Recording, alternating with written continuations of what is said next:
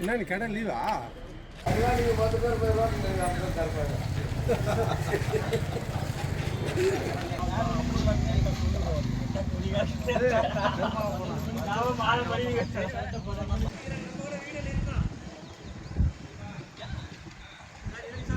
பன்னெண்டே காலாவது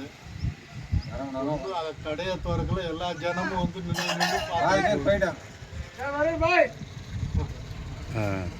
என்ன பண்றது?